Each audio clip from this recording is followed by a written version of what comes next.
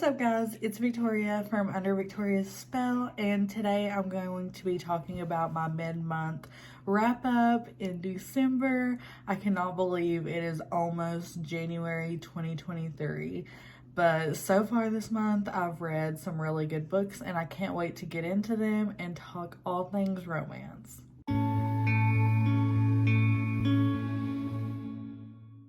Okay, so let's just hop right into it. I've read 6 books in the first half of December. I really thought I was going to get one more in, but I did not finish it last night, so I'm going to have to finish it today, and this video is going up tomorrow. So that's okay, but it's been a really good month so far. I've got to read some new to me authors, and I'm really excited about some of the books that I read.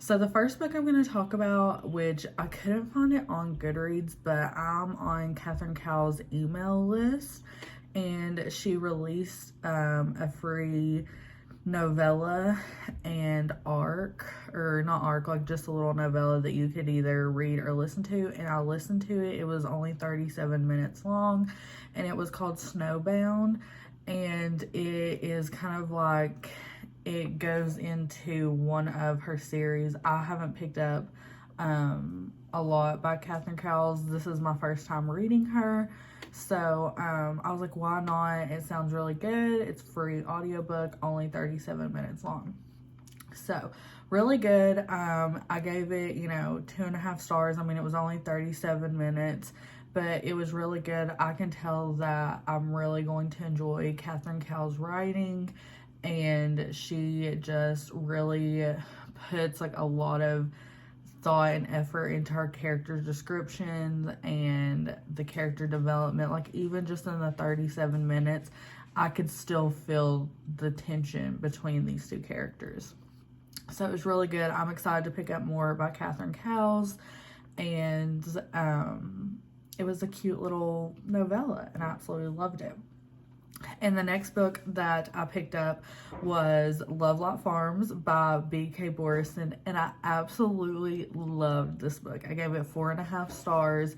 I've already talked about it in a couple videos this month, and it was just so cute. The cover is absolutely adorable, and it just gave me all the Christmas feels that I was really looking for this month. It follows our heroine as she owns a Christmas tree farm, and she's kind of struggling financially due to some unlucky things that have happened on the farm. So she enters into this contest to get more publicity on her farm to hopefully pick up business, but she lied on the application and said she had a boyfriend, and she didn't. So she enlists her best guy friend to be her fake boyfriend for the week while this influencer comes to town. So cute. I have not read a Friends to Lovers book in so long, and I was like, oh my gosh, I kind of want some more Friends to Lovers romances right now. It was adorable. For like a small town, like kind of rom-com, the angst was so there. The sexual tension between these two characters was there. I loved it. The only reason I didn't give it 5 stars is I hated, not really like a third act breakup, but the miscommunication that happened. I really was not a fan of that. But other than that, the book was amazing, and I want to go to Lovelot Farms in real life. So it was so freaking good. The next book that I picked up has actually been on my TBR for such a long time, and I picked it up through Libby on audio, and that is The Lifestyle by Taylor Hahn. I had kind of seen it when I first was looking at like Menage romances, and it looked like really good, and I was like, I'll give it a try. Well, I was on the waiting list for literally months for this book. So once I finally got the audio for it, I decided to go ahead and pick it up. I gave it 3.5 stars. I'm not really for sure. Like, it was an okay book, but normally like Menage romances or poly romances are a little bit like more spicy, and this really felt like a women's fiction book, and that's completely fine, but you need to market it as a women's fiction book. And if you're going to cover a topic about a book, it should be what the book is about. It pretty much follows our heroine as she finds her husband has cheated on her, and she decides that she doesn't want to give up her marriage, so they're going to join the Lifestyle, which is like a swingers group. And she enlists all her other married friends or friends that are in relationships to join this as well, so they're all going to do it together, and join a swingers group. And let me just tell you, the spice level on this was a 1 to 2. And I'm like, this is a whole book that you're basing off of swingers, and there's barely any, like, sexy time in it. There's no angst whatsoever. Like, it really was just our main characters, like, what was going on in her head, and it was not in first person. So this book was just odd. It was okay. Like, I finished it, but I was just like, that was not what I was expecting from the book. And I honestly wish that it was called something else. And I just think that this was marketed completely wrong, which this is like the author's second book, I believe, that she's ever came out with. So I still want to continue and try more from her, but I just was not a fan of The Lifestyle whatsoever. But the next book that I picked up was A Cross Country Christmas by Courtney Walsh. I also gave this one 3 stars. It was an okay romance. It was not Love Lot Farms, which I absolutely loved. This one, it just follows our heroine as she's going home for Christmas, and she has a fear of flying, so she ends up riding home with her brother's best friend, which she doesn't like him because of how he acted when they were in college. So it's kind of like reverse Grumpy Sunshine. I was really excited for this, but honestly, it was a little boring. Like, the same thing was going on pretty much throughout the whole book. Zero spice in this, so this is definitely like a Hallmark Christmas book. But I mean, it was okay. Like, it was sweet. I just felt like it was just a normal romance for almost 200 and something pages, and nothing really got good until like the last 15 pages of the book. But it was okay. I really liked our hero. The premise of why he's going on this cross-country trip instead of flying, I really thought was very sweet, and I liked learning about that. But our heroine kind of ruined the story a little bit for me, because she was just so, like, angry with something that happened in college that I felt like she should have gotten over, because she's in her 30s by now. But that's just me.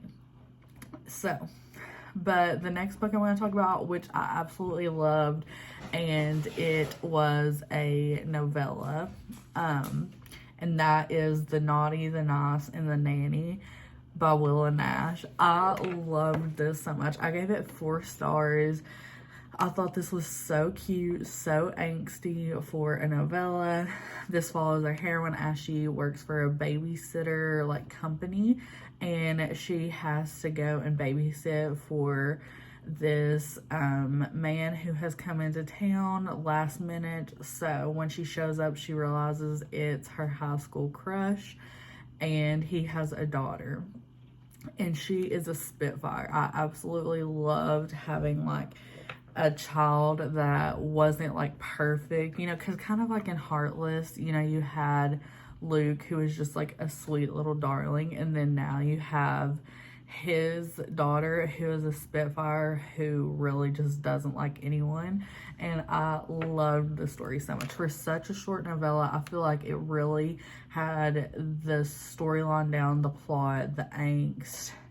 I just loved this novella so much, and it gave me the Christmas feels. They were set in the mountains, it was snowing, it was Christmas Eve, and I really loved it.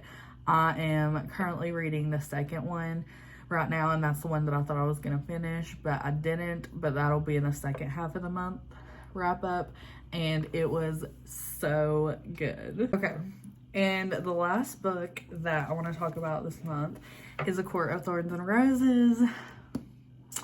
Drank the Kool-Aid, y'all. It is so good. I'm obsessed with the series.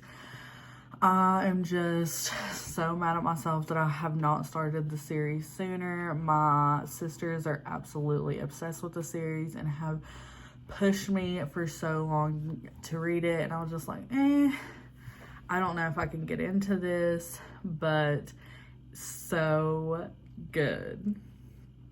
So good. I am reading the second one right now, and I'm annotating as I go.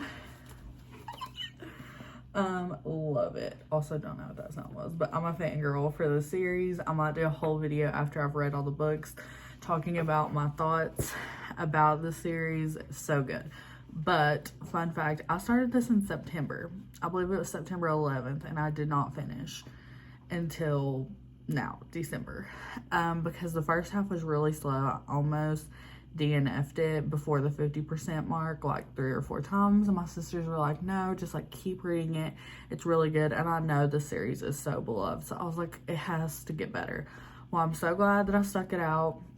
I just kept listening to the audiobook, and I was like, oh my gosh, this series is so good. And I'm just like, if I would have never finished, I would have never met Rhysand.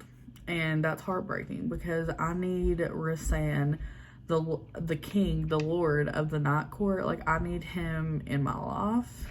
He's just everything. I'm such a fangirl right now over this series. I really adore Feyre, our heroine, especially now that I'm reading the second book. It just makes me appreciate and love her so much more in this book, because I really am understanding her growth. So good.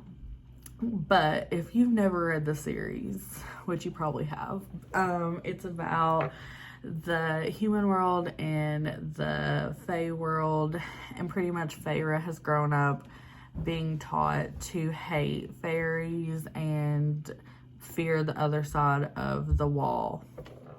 And one day she's hunting, and she ends up killing a fairy who is shapeshift into a wolf. And one of the lords from the Spring Court comes and doesn't kidnap her, but pretty much forces her to move to the fairyland as punishment for killing a fairy. And it's kind of her journey as going into this fairy world, learning all the secrets and kind of unlearning what she was taught growing up. And the first half of the book, I will say, if you have not read this, is extremely slow. Feyre kind of got on my nerves, but honestly, by the second